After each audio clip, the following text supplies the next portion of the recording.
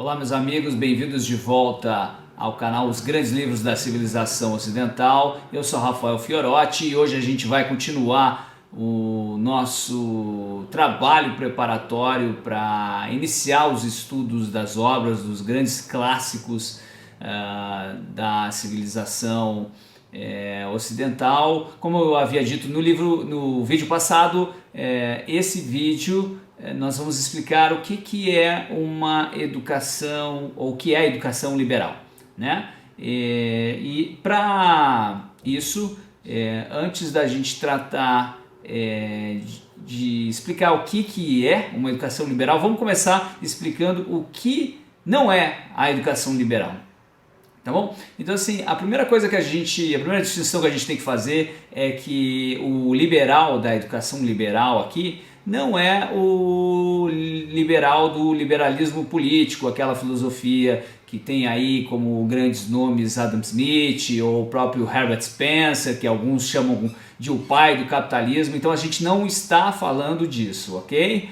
A segunda distinção que a gente tem que fazer aqui é dizer que a educação liberal não se trata de uma educação para o esquerdismo ou uma educação esquerdista, ou seja, o liberal aqui não é o liberal do inglês, né, que na língua inglesa, principalmente nos Estados Unidos, a gente chama de esquerdista. Liberal em inglês é sinônimo de esquerdista, não façam essa confusão. É muito comum os nossos brilhantes jornalistas do Brasil, ao traduzirem matérias lá de fora, ou até alguns supostos analistas ou especialistas políticos, quando estão tratando do assunto, eles fazem essa tradução de, quando eles leem ou ouvem o liberal do inglês, para liberal em português, e aí está feita a confusão e ninguém entende de mais nada, porque, enfim, estamos falando de alhos e bugalhos. Então, assim, educação liberal não é sobre liberalismo político e não é sobre esquerdismo, ok? Então, feitas essas duas distinções, vamos seguindo adiante. Outra coisa que é importante a gente falar aqui é que essa aqui não é uma educação profissionalizante, não é uma educação técnica, não é uma educação para preparar a pessoa para exercer uma profissão, tá? Então nós não estamos falando disso quando a gente fala de educação liberal. Muito embora na Idade Média, quando alguém se preparava para exercer uma profissão chamada liberal, por exemplo, a profissão de médico, né? Por que ela era chamada de profissão liberal, né? Porque ela era exercida por um ato de liberdade do indivíduo, um ato que era baseado num dever interno, numa questão de honra, né? Então, independente de se ganhar ou não para isso, né? Então, por isso que ao exercer um tratamento, ao cuidar de um paciente, o médico recebia honorários que eram, às vezes, quantias significativas de dinheiro, ou às vezes eram valores irrisórios, né? Absolutamente que eram dados como uma espécie de, digamos assim, de agradecimento, né? Então, assim, eram profissões exercidas por honra, né? E aí daí que vem o termo honorário, né? Você recebe alguma coisa porque você teve a honra de fazer, merece essa honra ao fazê-lo, né? Então é muito engraçado hoje quando a gente fala em tabela de honorários, né? Os advogados têm isso, né? Tabela de remunerações gordinhas. O termo em si, tabela de honorários, ele é meio autocontraditório. Antes da gente seguir aqui com a nossa explicação do que é a educação liberal, deixa eu pedir para você se inscrever no nosso canal se você está gostando desses vídeos, faça a sua inscrição, ative o sininho para receber as notificações, ok? Assim você nos incentiva. Já estamos aqui da última vez que eu olhei, 15 seguidores, né? Quem sabe um dia a gente não chega em 100, daqui a pouco chegamos em 1000, vamos lá. Eu preciso dessa ajuda de vocês para a gente ter um grupo de estudos aqui muito bacana e que com certeza vai realizar coisas muito legais. Bom, mas a gente estava falando aqui que os profissionais liberais da Idade Média, eles exerciam, digamos assim, essa sua obrigação honorífica, e para isso eles recebiam antes uma chamada educação, uma formação liberal, né? E por que isso? Porque essas pessoas recebiam uma educação nas chamadas artes liberais, que eram compostas em dois grandes grupos, um deles ligado à linguagem e ao pensamento, né? Então eram 3 disciplinas: a gramática, a lógica / dialética e a retórica, né? Ou seja, todas as disciplinas que cuidavam das formas de expressão, das formas de argumentação, da escrita, da fala, em como defender ideias, em como formar argumentos que têm uma lógica interna, que não são contraditórios, digamos assim, ou que guardam uma certa estrutura, que tem um encadeamento lógico, né? E além disso, de como você expressa eles de um jeito que você chama a torcida para o seu lado, de como você convence as pessoas de que você é que tem razão naquela discussão, né? E as outras 4 disciplinas, elas eram relacionadas ao senso das proporções e da forma do mundo, né? De como você descrevia numericamente o número, o mundo. Então você tinha lá a aritmética, a geometria, a música e por fim a astronomia / astrologia, que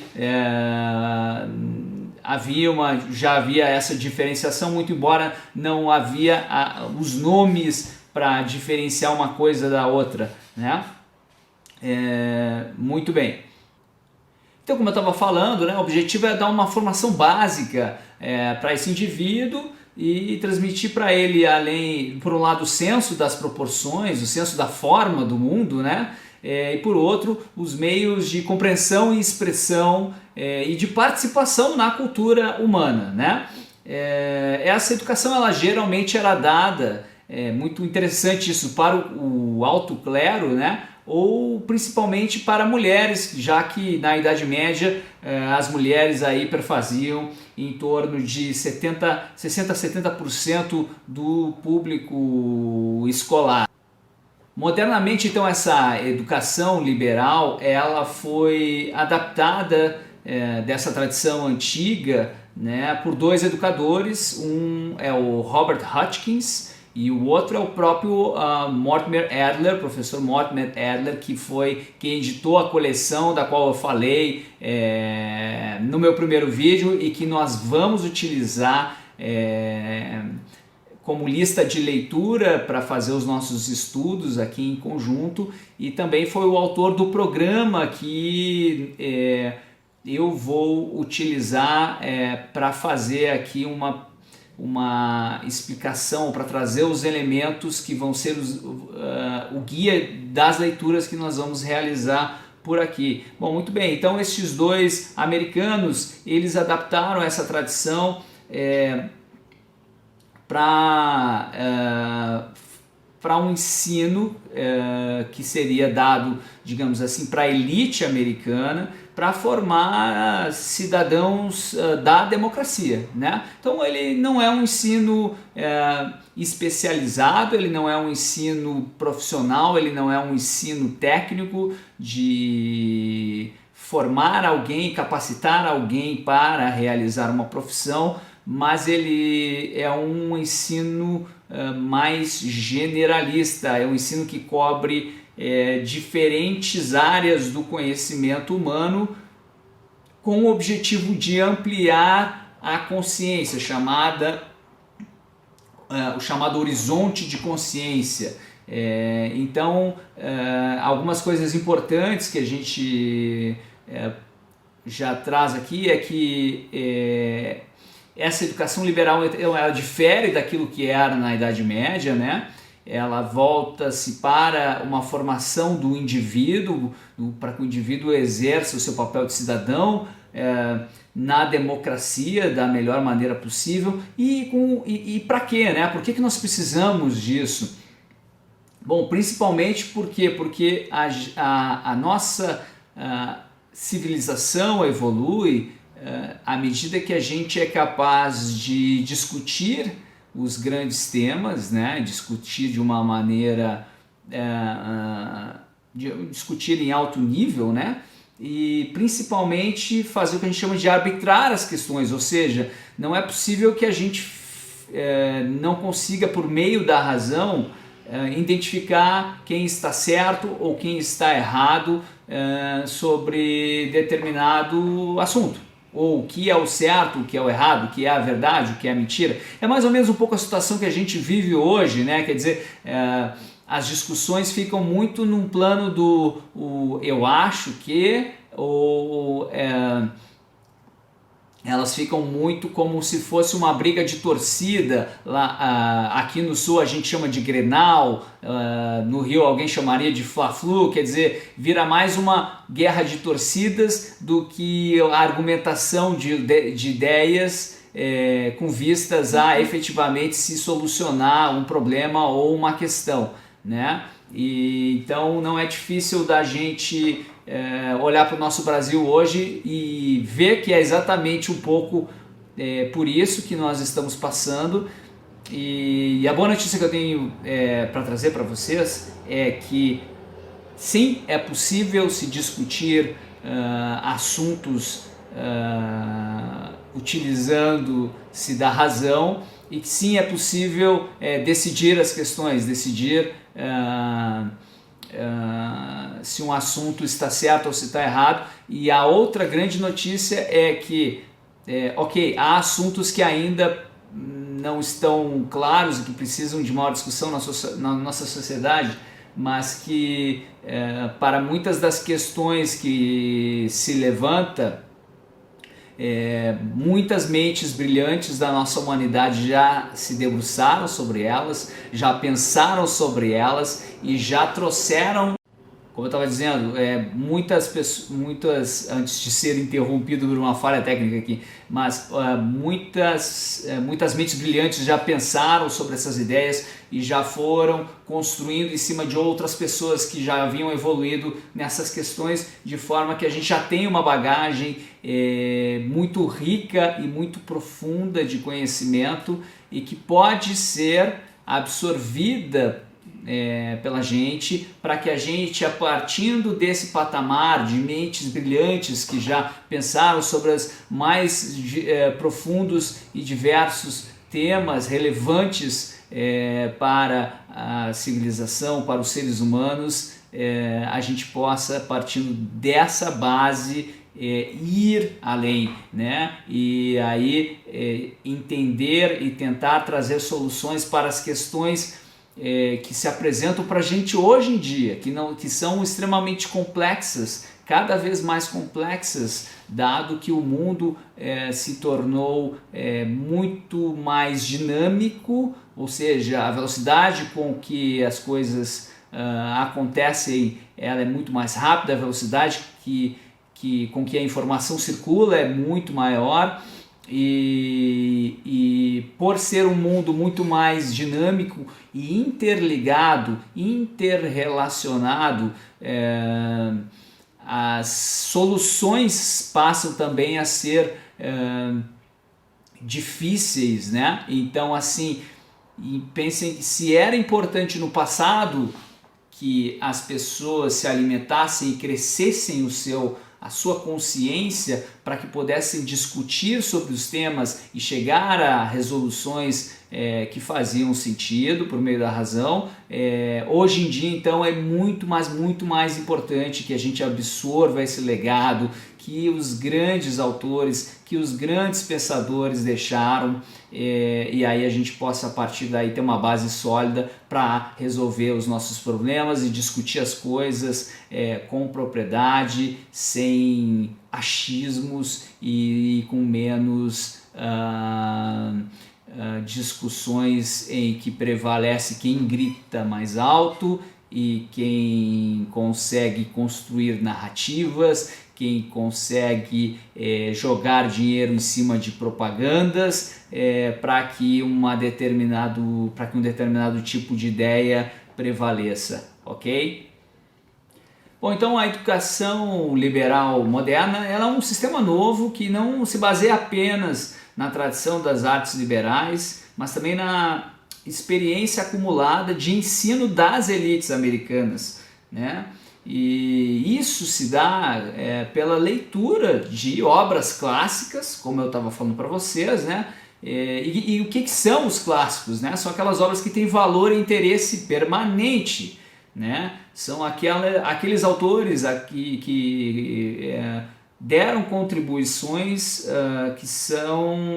que continuam eficazes, né? Elas se perduram ao longo do tempo, vale a pena a gente se debruçar sobre elas. Aquelas obras que, a despeito de terem sido, às vezes, pegamos aí Aristóteles já com mais de 2.000 anos, desculpa, né? que Platão, né? São autores aí até antes de Cristo, então eles ainda têm algo a nos ensinar. É preciso ter essa humildade de reconhecer que esses grandes pensadores deixaram um legado para a gente, um legado precioso, e a gente pode sim conversar com eles e absorver aquilo que eles têm para nos ensinar.